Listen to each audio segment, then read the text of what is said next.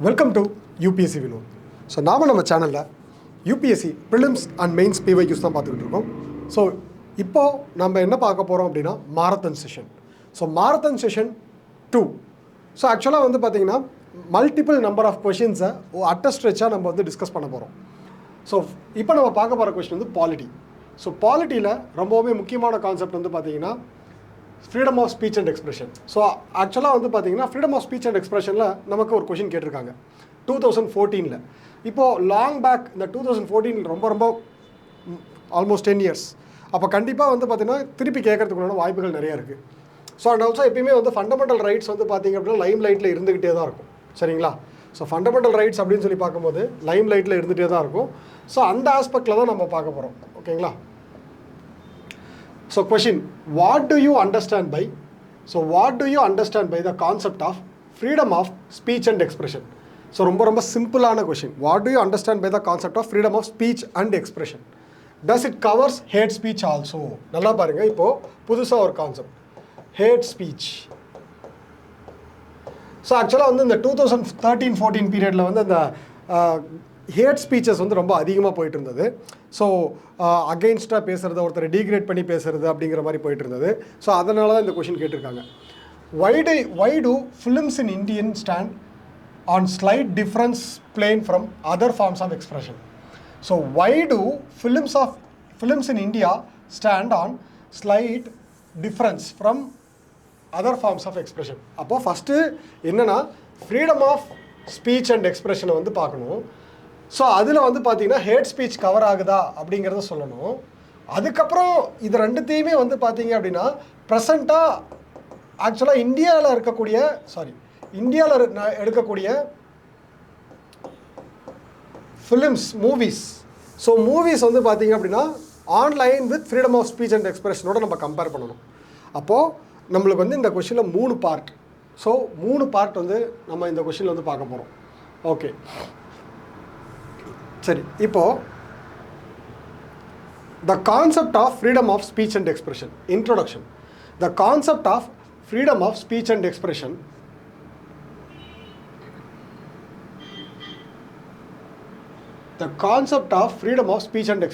refers to fundamental right. So எப்படி நம்ம வந்து இன்ட்ரோடக்ஷன் கொடுக்குறோம் அப்படிங்கிறத பாருங்கள். ஸோ ஜஸ்ட்டு அது வந்து ஒரு fundamental right of article 19. So that is a right of individual to express their thoughts, opinion in ideas without undue interference from the government or other authorities. அப்போது ஆக்சுவலாக வந்து பார்த்தீங்க அப்படின்னா அதாவது freedom of speech and expression தான். But இது வந்து பார்த்தீங்க அப்படின்னா எந்த கவர்மெண்ட்டாலேயே வந்து பார்த்தீங்கன்னா என்ன பண்ண முடியாது, சப்ரஸ் பண்ண முடியாத ஒரு freedom of speech and expression. So அப்போது இது ரொம்ப முக்கியம். அதனால் வந்து பார்த்தீங்க அப்படின்னா நம்ம என்ன பார்த்தோம்னா கம்ப்ளீட்டாகவே வந்து இதை வந்து இதுலேருந்து means concept of freedom of speech and expression என்ன அப்படிங்கிறத கரெக்டாக சொல்லிட்டோம். ஸோ நெக்ஸ்ட் என்னது, freedom of speech and expression. இப்போது இதை வந்து பார்த்தீங்க அப்படின்னா க்ளீனாக சொல்லணும், ஸ்டெப் பை ஸ்டெப்பாக. ஓகேங்களா? ஓகே. ஸோ ஃபஸ்ட்டு ஆர்டிகல் 19 ரொம்ப சிம்பிளாக ஆக்சுவலாக இது வந்து கட் காப்பி பேஸ்ட் மாதிரி தான். Article 19 subclass 1 brings into the force with a reasonable restriction imposed by article 19 class 2. ஆக்சுவலாக freedom of speech and expression அப்படிங்கிறது ஆர்டிகல் 19 class 1. பட் அது வந்து ஒரு ரீசனபிள் ரெஸ்ட்ரிக்ஷனோட இருக்கணும் அப்படிங்கிறது ஆர்டிகல் 19 class 2. ரெண்டுத்தையுமே ஒரே இடத்துல போட்டுறோம். Article 19 class 1 brings this into the force with reasonable restriction. Freedom of speech and expression அப்படியே cut copy paste from topic from question. So கொஷின்லேருந்து காப்பி பண்ணிடுறோம். காப்பி பண்ணிவிட்டு ஆர்டிகல் 19 என்ன சொல்கிறோம், ஆர்டிகல் 19 class 1 வந்து பார்த்தீங்க அப்படின்னா it comes into the force. நமக்கு freedom of speech and expression இருக்குது தான், ஆனால் அது வித் ஸ்லைட் ரெஸ்ட்ரிக்ஷன்ஸ். ஸோ அதுதான் வந்து சொல்ல வராங்க. Okay, since the time of Socrates speech and expression is considered as a natural right. அப்போது ஸ்பீச் அண்ட் எக்ஸ்பிரஷன் வந்து பார்த்தீங்கன்னா என்ன ரைட்டுன்னு கேட்டால் அக்கார்டிங் டு த சாக்ரட்டிஸ் அது வந்து என்னது, natural right. Also speech is a tool to expression of the highest level. So ஆக்சுவலாக வந்து பார்த்தீங்கன்னா speech is a tool of expression of highest level.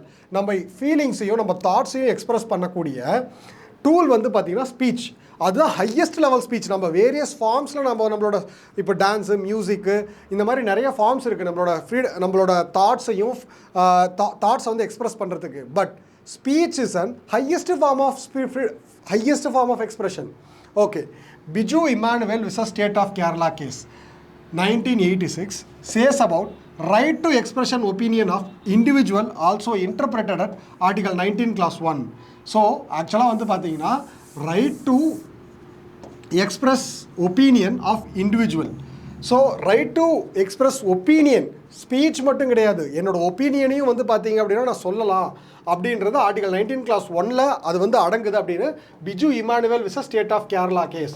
So அப்போது freedom of speech and expression எடுத்துக்கிட்டால் நமக்கு first இதில் நம்மளோட மெயின்ஸ் கொஷின் எல்லாத்தையுமே case லாஸை ரெஃபர் பண்ணியிருப்போம்.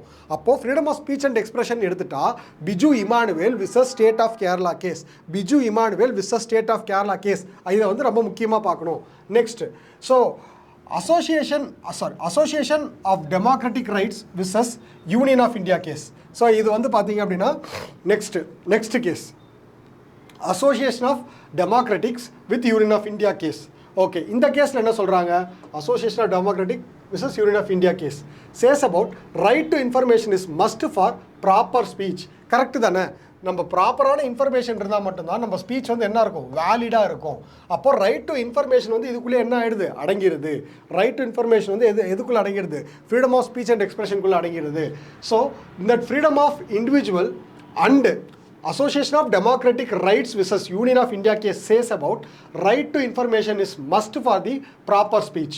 Okay, proper speech and expression. That freedom of individual to engage in discussion and debates about government politics, government policies and politics. Okay, இப்போ ஆக்சுவலாக freedom of speech and expression okay தான், but அது எப்போ வேலிடாக இருக்கும், information கரெக்டாக இருந்தால் மட்டும்தான் டிஸ்கஷனில் நம்ம வந்து பார்த்திங்கன்னா நம்மளோட பாயிண்ட்ஸை முன்வைக்கும் போது அது வந்து வேலிடாக இருக்கும். அதுக்காக தான் association of democratic rights versus union of India case என்ன சொல்கிறாங்கன்னா right to information is must for this freedom of speech and expression. Next, media freedom is one of the important thing.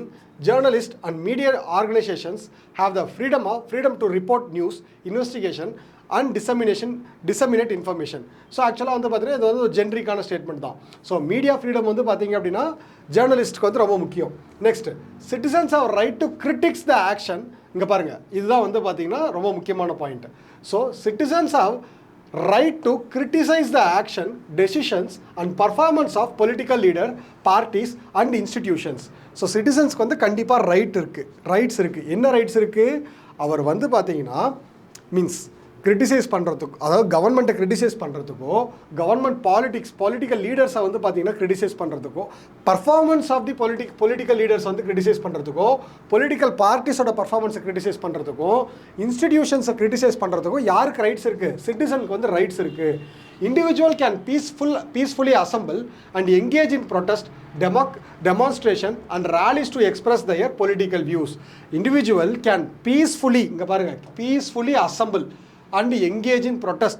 நம்ம ப்ரொட்டஸ்ட் பண்ணலாம், but எப்படி இருக்கணும் அந்த protest? Peaceful ப்ரொட்டஸ்ட்டாக இருக்கணும்.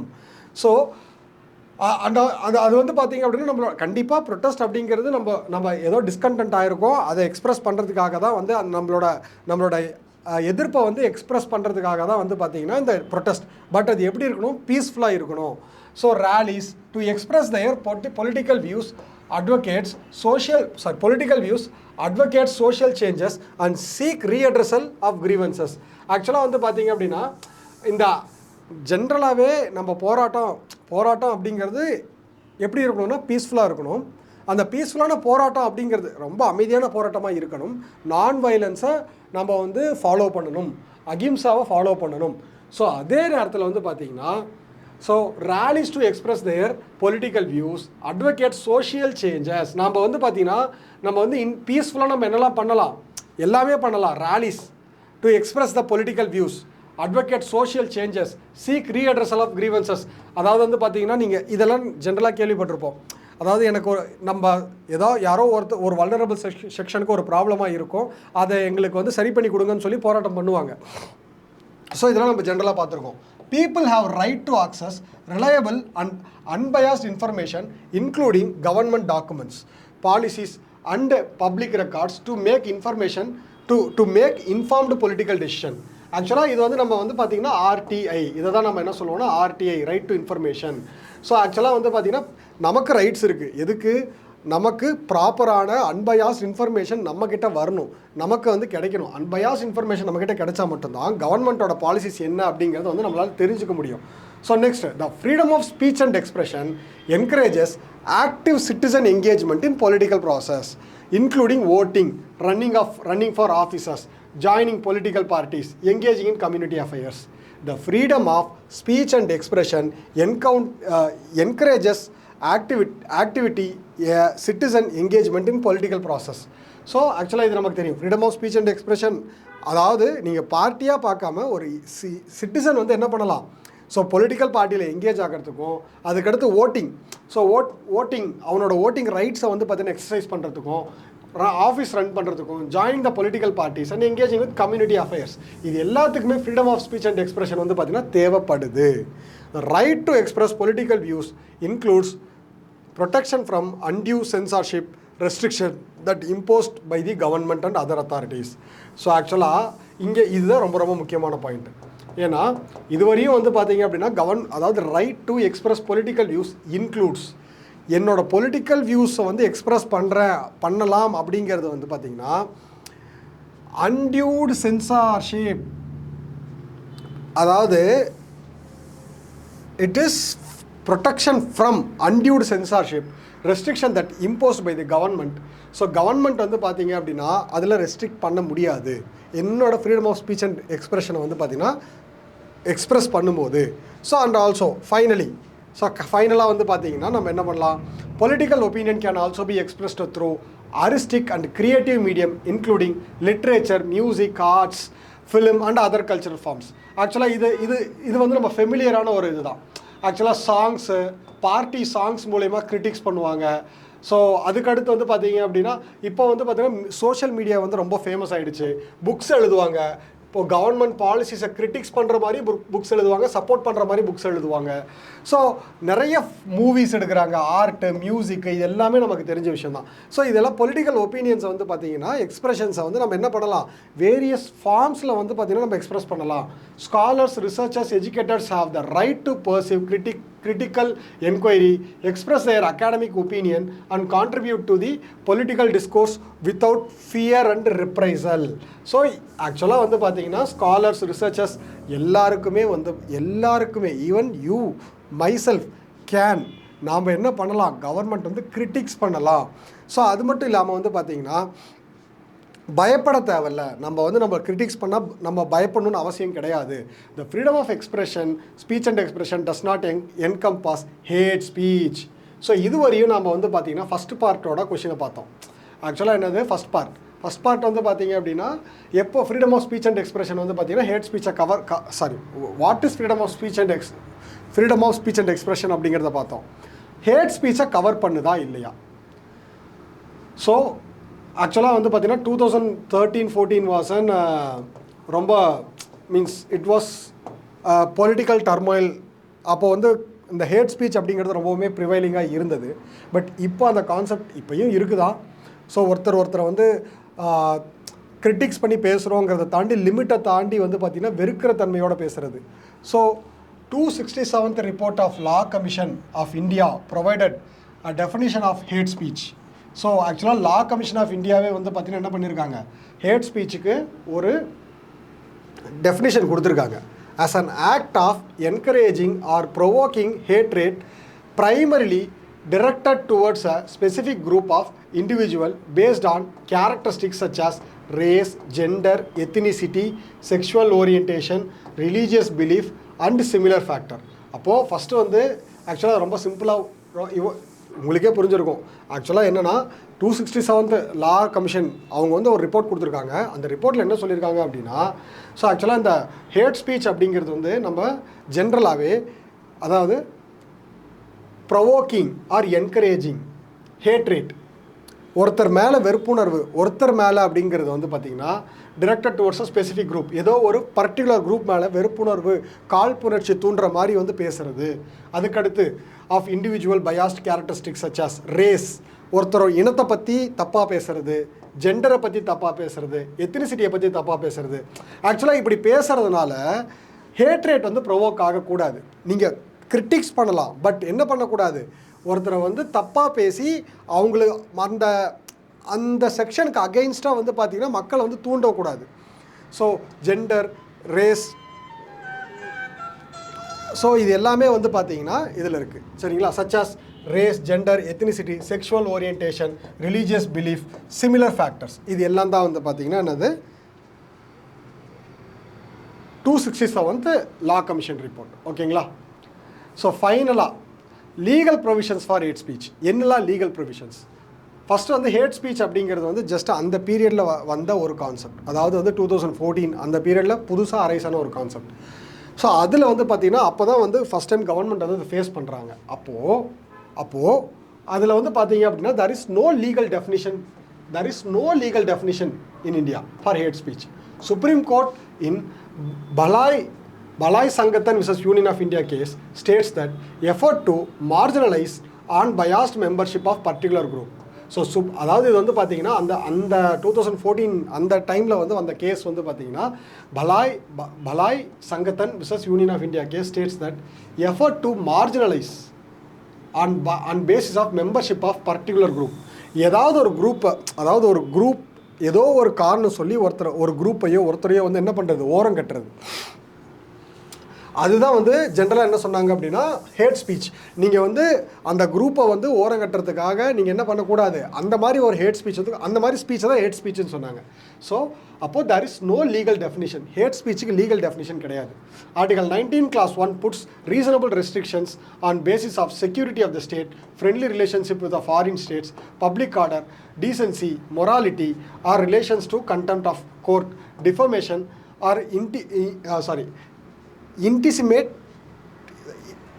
defamation to an offense. So ஆக்சுவலாக வந்து பார்த்தீங்கன்னா Article 19 Clause 2 puts reasonable restrictions. Reasonable restriction எதுக்காக? நமக்கு freedom of speech and expression இருக்குது, பட் அதனால் நம்ம வந்து பார்த்திங்கன்னா செக்யூரிட்டி ஆஃப் த ஸ்டேட்டை வந்து அட்டாக் பண்ணுற மாதிரி நம்ம என்ன பண்ணிடக்கூடாது, எந்த ஒரு ஸ்பீச்சையும் கொடுத்துடக்கூடாது. ஃப்ரெண்ட்லி ரிலேஷன்ஷிப்பை அதாவது ஃபாரின் கண்ட்ரீஸோட ஃப்ரெண்ட்லி ரிலேஷன்ஷிப்பை பாதிக்கிற மாதிரி நம்ம ஸ்பீச் இருக்கக்கூடாது. பப்ளிக் ஆர்டரை ப்ரொவோக் பண்ணுற மாதிரி நம்ம ஸ்பீச் இருக்கக்கூடாது. அதில் மொராலிட்டி இருக்கணும், டீசன்சி இல்லாமல் நம்ம பேசக்கூடாது. ஸோ அதுக்கு அடுத்து வந்து பார்த்திங்க அப்படின்னா கண்டெம்ப்ட் ஆஃப் கோர்ட். கண்டிப்பாக ஒரு கோர்ட்டோட டெசிஷனை வந்து கண்டிப்பாக நம்ம வந்து என்ன பண்ணக்கூடாது, டிரெக்டாக அட்டாக் பண்ணக்கூடாது. ஸோ இது எல்லாமே வந்து பார்த்திங்கன்னா இதில் இருக்குது. Okay, but IBC section 153A is used against to promote communal disharmony or feelings of hate speech between religious groups, similarly in IPC 153B. So இது வந்து பார்த்திங்கன்னா ஆக்சுவலாக அதாவது நம்ம வந்து ப்ராப்பராக வந்து ஹேட் ஸ்பீச் அப்படிங்கிற வார்த்தை மென்ஷன் பண்ண கிடையாது. But section IPC section 153A and section IPC 295A 298 இது எல்லாமே வந்து பார்த்திங்கன்னா ஹேட் ஸ்பீச் ரிலேட்டடாக இதுக்கு முன்னாடி இருக்கக்கூடிய rule IPC laws. So TK Vishwanath committee suggests to add IPC 153C as an intimate to hatred. So in Representation of People Act 1951 section 8 says about disqualification from participating in elections if candidate engaged in improper and unlawful use of freedom of speech.